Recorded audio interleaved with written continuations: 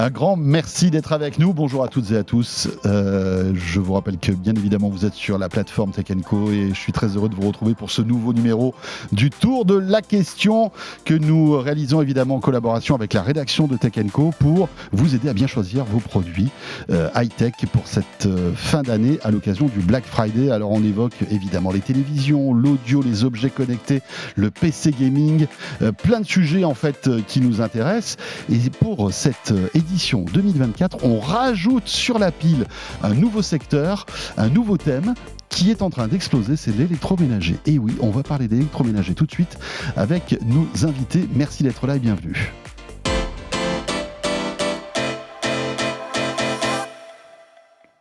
Et pour en parler, je vous présente tout de suite les personnes qui m'accompagnent pour ce tour de la question. Johanna Rockman est là. Bonjour Johanna. Bonjour François. Vous êtes directrice communication et marketing de la marque Haier au niveau Europe. On va rentrer dans le détail d'ailleurs dans un instant. Et puis c'est Mélinda Davancelas qui est là aussi. Salut Mélinda. Bonjour François. Journaliste à la rédaction de Tech & Co. Il nous arrive de temps en temps de tester des produits électroménagers parce que finalement aujourd'hui on se rend compte que la frontière entre la tech et l'électroménager est de plus en plus ténue, hein. On le voit au CES de Las Vegas, ça fait des années qu'on voit ces frigos hyper high-tech, la connectivité qui est dans l'électroménager, dans les fours, dans les machines à laver, etc., etc. Et puis il y a une autre tendance aussi, Mélinda, qui est assez intéressante, c'est que aujourd'hui, la thématique électroménager a été, on va dire, complètement accrochée par les influenceurs. Mais ces tendances électroménager, on a l'impression que c'était la pièce de la maison qui était un petit peu oubliée. Mais non, on parle aussi de tech dans la cuisine. Alors ça a été la connectivité pendant longtemps. Aujourd'hui, c'est l'IA, mais surtout aujourd'hui, les produits deviennent de plus en plus visuels. Et comme tu le dis, ben oui, les influenceurs, ils ont compris le truc. Ils se sont dit, c'est quand même hyper sympa de vous parler de mon quotidien dans la cuisine. Donc, on voit de plus en plus de vidéos de unboxing, de air fryer, de produits du quotidien. Et c'est vrai que ça a aidé, je pense que ça a poussé. Alors, il y a des marques qui sont des grands spécialistes. On en a déjà parlé, c'est Shark Ninja. Eux, ils ont compris que la communication sur les réseaux, c'était encore mieux que le reste de la communication. Oui, il y a encore 2 ans, on ne les connaissait pas, ces gars-là. Et maintenant... C'est une marque américaine très forte, mais c'est vrai qu'ils arrivaient discrètement en France. Là, ils ont compris. Mais ce qui est pas mal, c'est qu'en fait, ça a poussé aussi toutes les marques, ailleurs compris, à faire des produits qui sont beaucoup plus séduisants.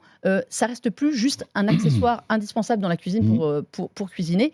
Il se passe quelque chose, en fait, sur l'électroménager, comme ça, les frigos.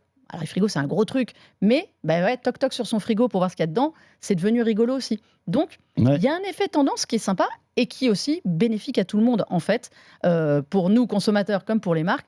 Aujourd'hui, on a plus envie de se rééquiper. Avec évidemment la folie air fryer. Je pense que ça va être l'un des cadeaux des fêtes de fin d'année.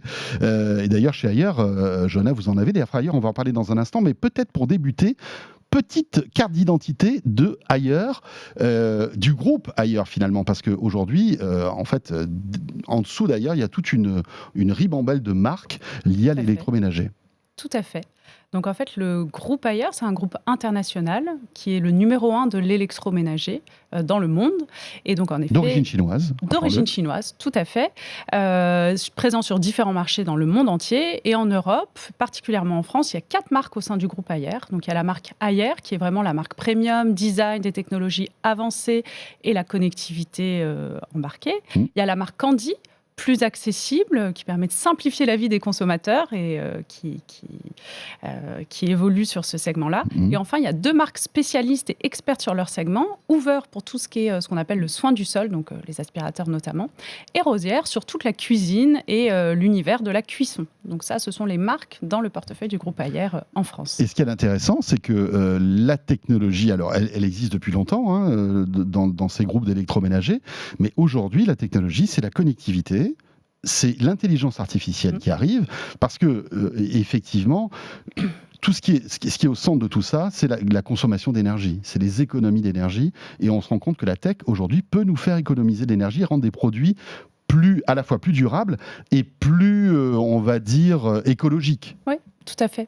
Et en fait, comme le disait Mélinda, il y a l'essor des réseaux sociaux, on passe du temps dans sa cuisine, etc. En effet, depuis la crise sanitaire, les Français se sont massivement rééquipés, ont passé beaucoup plus de temps, ils télétravaillent, donc ils sont chez soi. Donc il y a une vraie montée de tout l'équipement électroménager chez les Français et avec des produits de nouvelle génération. Et pour en revenir à la connectivité, c'est pas un gadget. En fait, à quoi ça sert la connectivité aujourd'hui ? Justement, comme vous le disiez François, ça se met au service des économies d'énergie et aussi financières, in fine. Parce que grâce à une application embarquée, donc nous, toutes nos marques, par exemple, bénéficient d'une application commune qui permet de suivre en direct sa consommation d'énergie, par exemple, quand on lance un cycle de lavage sur un lave-linge. Et également, on va recevoir des conseils d'utilisation, d'entretien, de réparabilité, de maintenance à distance potentielle. Donc, in fine, tout ça, ça se met au service d'une meilleure utilisation de ces produits et permet de les faire durer plus longtemps. Donc, c'est à ça qu'on s'attache. Je vais vous donner un chiffre. On a lancé un baromètre et donc il y a 91% des Français qui pensent que ça devrait être un réflexe d'entretenir et de réparer son électroménager. Et pourtant, il y a à peine 60% qui le font réellement. Donc il y a encore tout un boulevard sur comment on entretient justement ces appareils d'électroménager pour les faire durer, et la connectivité peut le permettre. Ce qui est intéressant, c'est que vous avez des capteurs aujourd'hui qui arrivent à détecter des pannes avant qu'elles arrivent véritablement, c'est ça ? Il y a une espèce de prévision, de prédiction de attention, il y a quelque chose qui est en train de se passer, et il va falloir peut-être vérifier telle ou telle pièce. Alors en effet, c'est là où la connectivité mêlée à l'intelligence artificielle et la somme des deux permet et va permettre cela dans le futur. Donc c'est encore en expérimentation, mais tout à fait, c'est le but de pouvoir faire de la maintenance prédictive et ainsi limiter le nombre de pannes. Aujourd'hui, un appareil d'électroménager, en moyenne, c'est une durée de vie de 10-11 ans. On commence à gagner une année par an là-dessus. Donc le but, c'est de faire justement durer plus longtemps ces appareils et d'en tirer toutes les performances. À terme, on peut imaginer aussi que si mon appareil ne marche plus, pour une raison ou pour une autre, il y a comme une espèce de diagnostic qui soit fait par l'IA qu'il y a dedans pour avertir, par exemple, le réparateur, ce qui pourrait être changé ou en fait faire gagner du temps pour le SAV. Ça, bien sûr, et même ça, on peut déjà le faire parce que souvent, dans 50% des cas, une réparation ne demande pas une intervention matérielle. Donc, c'est souvent des interventions électroniques, des reparamétrages de plateformes, etc., qui peuvent être faits à distance. Et un appareil connecté, que ce soit l'électroménager ou autre typologie d'appareil, ça permet de le mettre à jour aussi dans le temps et dans la durée, via l'électronique. Donc, c'est ça les bénéfices pour le secteur de l'électroménager, de la connectivité. Quels sont les types de produits qui sont connectés ? Machine à laver, four, tout ? Tous aujourd'hui, ils ont tous différents usages. Machine à laver, on va pouvoir programmer par exemple ses heures pleines, ses heures creuses et ses heures pleines. Donc je vais pouvoir déléguer à mon application mobile de dire j'aimerais que mon cycle de lavage se lance quand je suis en heure creuse. Ce genre de choses, par exemple. Et ça permet de suivre et aussi d'éduquer les consommateurs d'une certaine manière sur qu'est-ce qu'on consomme réellement en termes d'eau, en termes d'électricité ? Parce que du coup, on a plein de données sur nos appareils qui permettent de mieux comprendre comment fonctionnent ces appareils électroménagers. Aujourd'hui, il y a un boulevard sur la compréhension et le condensé de technologie qu'il y a dans ces appareils-là, qui est encore méconnu du grand public. Donc c'est aussi ce qu'on va trouver dans les applications mobiles, une possibilité d'en savoir plus pour les consos. Il y a quelque chose qui est intéressant, et c'est exactement ce que vient de dire Johanna, c'est que pendant très longtemps, on a ajouté la petite touche de modernité dans des appareils électroménagers, lave-linge, frigo, tout ça. Il y avait un côté un peu gadget, et beaucoup de gens en ont eu peur. Aujourd'hui, il n'y a plus besoin d'avoir peur de s'équiper d'appareils qui sont connectés, parce que c'est plus cette connexion qui ne servait pas à grand-chose il y a encore, je vais dire 10 ans. Aujourd'hui, il y a des vrais atouts sur les économies d'énergie, les économies financières. Oui. Ce sont des petites choses pratiques. Alors sur le lave-linge, en effet, on va pouvoir limiter la consommation d'eau, qui est quand même un gros souci sur un lave-linge, un lave-vaisselle.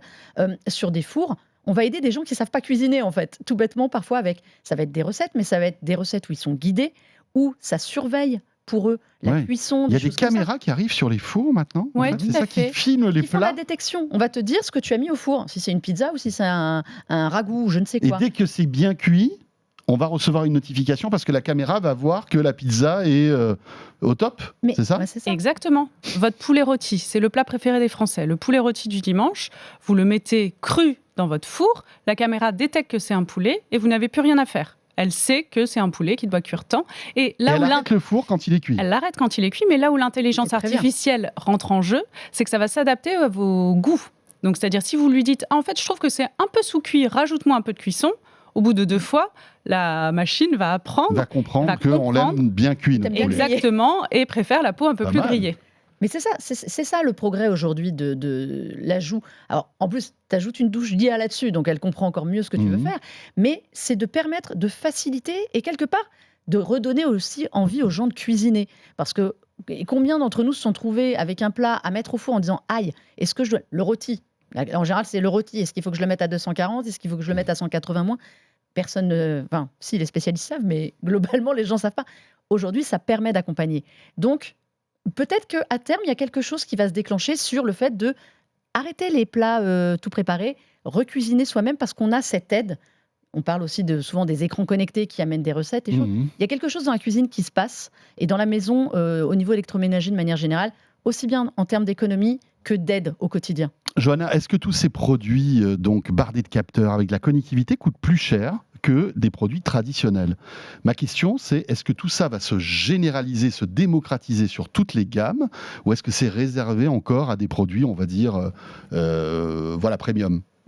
Non, pas du tout. Et je pense que la connectivité, justement, est démocratisée au plus grand nombre. Typiquement, sur la marque Candy, la connectivité existe depuis 2014. Candy, c'est une marque qui est plus accessible pour les consommateurs sur le marché. Donc, cette connectivité, elle existe pour toute typologie de produits.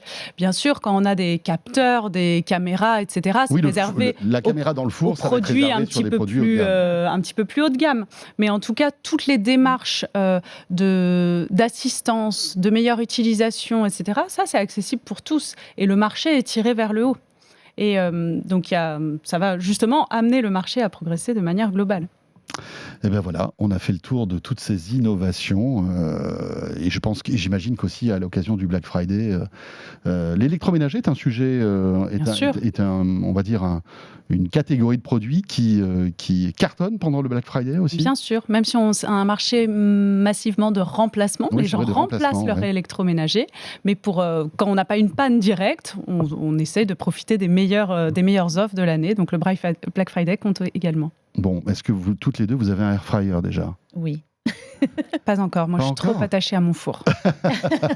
Mais Ayer a sorti un air fryer justement, Oui, tout je à crois. fait, Hein, c'est bien ça. sûr, il y Donc, en toute une a. gamme de produits assez toute- jolis d'ailleurs, de Exactement. noir un peu. Parce que électroménager, connectivité, mais on ne rogne jamais sur le design. Oui, c'est Donc important des aussi. produits design d'électroménager, Eh oui. c'est beau dans une cuisine. C'est la pièce de vie Et aujourd'hui, la ça cuisine. compte, les cuisines sont ouvertes, un réfrigérateur avec plusieurs portes, ultra design et luminosité à l'intérieur, et des air fryers jolis pour mettre sur son plan de travail. Eh bien, merci beaucoup à tous les deux. Merci Johanna, directrice Merci. de communication et marketing Ayer Europe. Et Mélinda, effectivement, qui est avec nous. Mélinda Davansoulas, journaliste Tech Co. Pour terminer ce tour de la question spéciale électroménager, c'était une première. On se retrouvera évidemment l'année prochaine pour voir les nouveautés dans ce domaine-là. Merci en tous les cas de nous suivre et à très vite.